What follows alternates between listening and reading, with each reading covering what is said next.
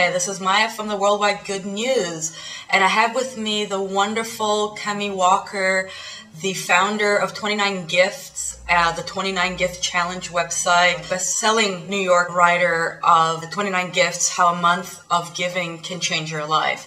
Hi Cami, how are you? Hi there. I'm great. It's such a good day today. The 29 Gifts website and foundation is just amazing, and your story is so inspiring. Your story of how you got to start giving, story of transformation that got you to creating this amazing world-transforming website. Oh, thank you.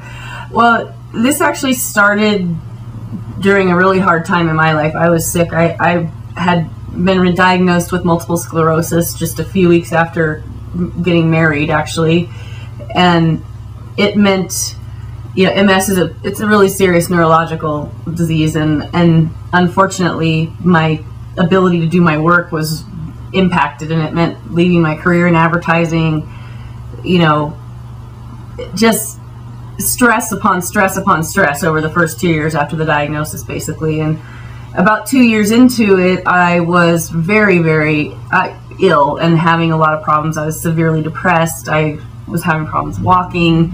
There were a lot of things going on that were very stressful. And I, kind of in a moment of desperation, actually called one of my mentors. Her name is Mbali Criazo. And really called her thinking I was going to have a pity party, but she interrupted the party right away and said, "Cami, you have to stop thinking about yourself. Don't you see that you're putting all of your energy and attention into this illness, that you're truly feeding the disease, you know?" And she gave me this suggestion to give away 29 gifts in 29 days to other people. So I kind of balked at first. I thought it was kind of crazy advice, honestly. But at a certain point, I think I just got so desperate I would have tried anything. And I started giving a gift a day, and I found things started to shift in me very, very fast for me. And by the end of that 29-day period, it was a miracle. Like, I was walking again, I was working again, there was money coming in, I was starting to make some friends, and LA was a new city for me at the time. I was starting to make some friends. You know, everything started to shift very, very quickly as soon as I started to make a mindful effort of, you know, focusing on others each day. So that's what the book is about. Is actually, it's a detailed journal of those 29 days of giving. That is quite inspiring. And I know there's also a film script in writing, and there's a second book in writing to give people more tools about how to give, you know, the power of giving. So I know you've talked to so many people about it. What is that transformational power of giving? Like, what is that moment where you start understanding and honing on that power? Of course, I can speak from my own experience the most true, that what I found that for me is that giving a gift a day, it was a positive action I could take each day.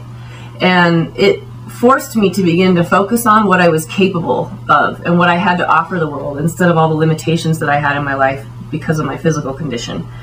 And so for me, it really just infused my life with some new energy, and it shifted my thinking into a more positive place, and it kept me more focused on what I was grateful for, and that meant more of those things were coming into my life. You know, where we put our attention, you know, what we put our energy on, that's what tends to expand in our life. And at least that's what I've found over the last couple of years. And I've seen this transformation on a physical level, on a spiritual level, emotional level, with me and with now, you know, literally hundreds, thousands of other people that have tried this. I know that not everybody who tries this giving, quote unquote, prescription has such a dramatic shift in their life. I mean, you know, not everybody goes from not being able to walk to being able to walk. Yeah. So, you know, for some, it's more of a subtle shift in thinking, a shift in their ability to receive. Actually, that's something that I found is as I began to give, my capacity to receive began to expand. I had an easier time accepting help and assistance and support from other people And I was more open to receiving unexpected gifts from the universe, you know. And that's been the magic of it for me. And as I've watched others go through it, I've seen similar transformations. You know, sometimes the specifics of our situations often are different. Yeah.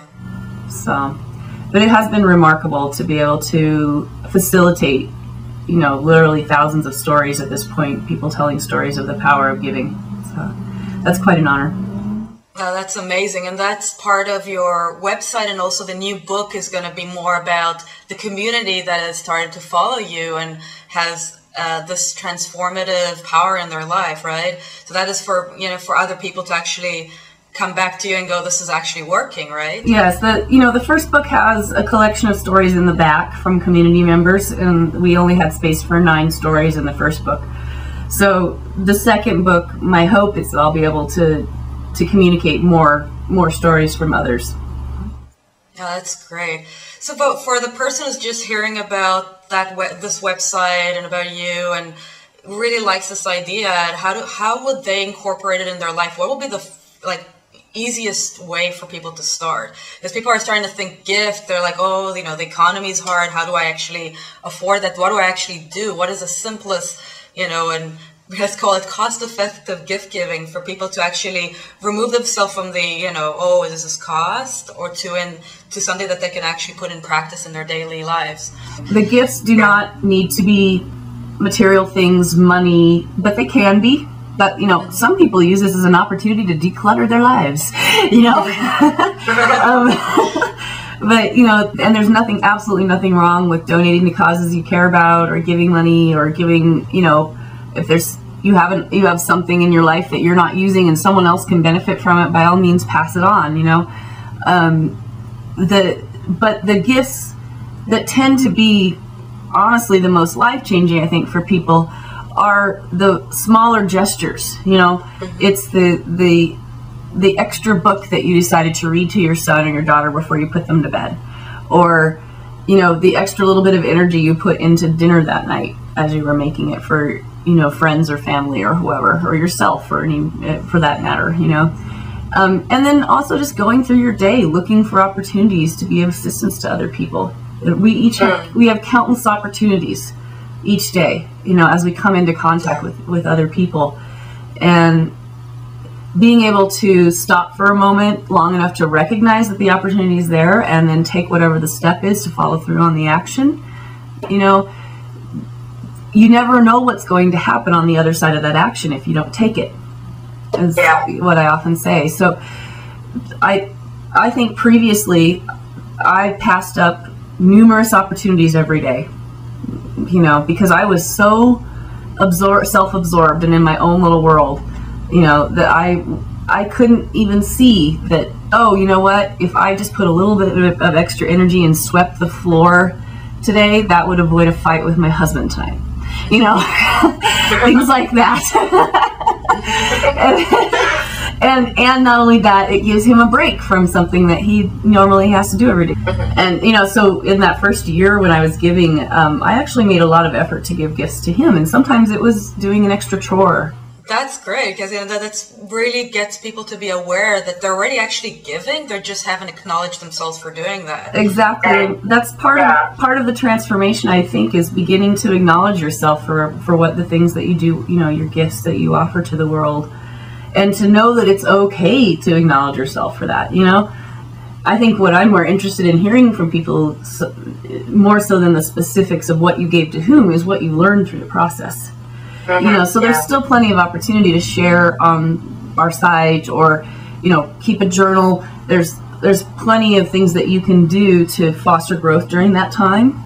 You know, one of them is writing down what your gifts each day, and even if that means it's in a journal that you know only you read. You can even buy a journal, a really beautiful design journal on the website, and 25% of that, of all the boutique, if it's a journal, if it's you've got mirrors, you've got the books, you've got a lot of stuff on the boutique online, and 25% of that goes to MS Research, right? Yeah, 25% of the proceeds from our online boutique go to the National MS Society, and so they fund millions of dollars worth of research all around, well, mostly U.S. research, and They also provide services for people living with MS today, you know, who may not benefit from the new drugs that are coming out 5 years from now or 10 years from now. You know what I mean? Like my friend Lori, who's in the book, she was the first person who I gave my first gift to her, which was a phone call, a supportive phone call to her. You know, she has a motorized wheelchair today because of the MS Society. You know, she would not be able to get around without it. And you know, so they really do important work. 400,000 people in the United States living with MS today, and about 2 million people worldwide. If you want to give a beautiful gift that's really well designed and also give to the MS Society at the same time, this is a great opportunity there. The design of the objects you can buy there, from a mirror to put to the book itself, is so pretty as well. So you've got a wonderful combination of beauty and really good activism. So I highly recommend it, because I've bought a bunch of stuff from there. Oh, thank you. What would be your suggestion for people who want to just give back, like want to give? What would be their first 2 steps? Well, one thing that Mbali suggested to me in the beginning, it was each morning to make a list of 5 things that I'm grateful for, and then find a creative way to share one of those. So that's a really good little tip that can be helpful to people, I think. And you know, if you want to give back, first of all, giving back to 29 Gifts as a community, like if just even signing up as a member on our website helps us, because you know, we do have a goal right now. We'd like to get to where we have 29,000 givers worldwide, and we're just we're just over 13,000 committed givers right now. So we have a little ways to go there. So that's very helpful for us. You know, spreading the word on Facebook, like, you know, posting the link and getting your friends excited about either the book or the site.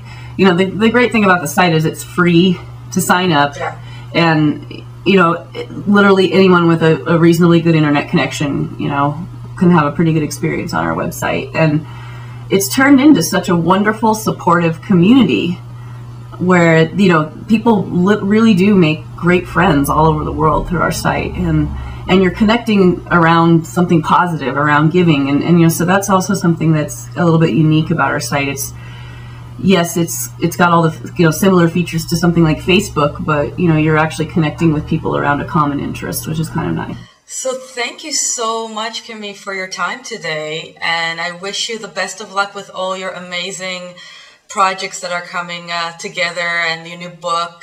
And we're waiting to read that when it comes out, and hopefully a movie. That would be amazing. Yeah, I feel like 2011 is going to be an exciting year for 29 Gifts and for myself. Thank you, Cami, so much. This was Maya from the Worldwide Good News.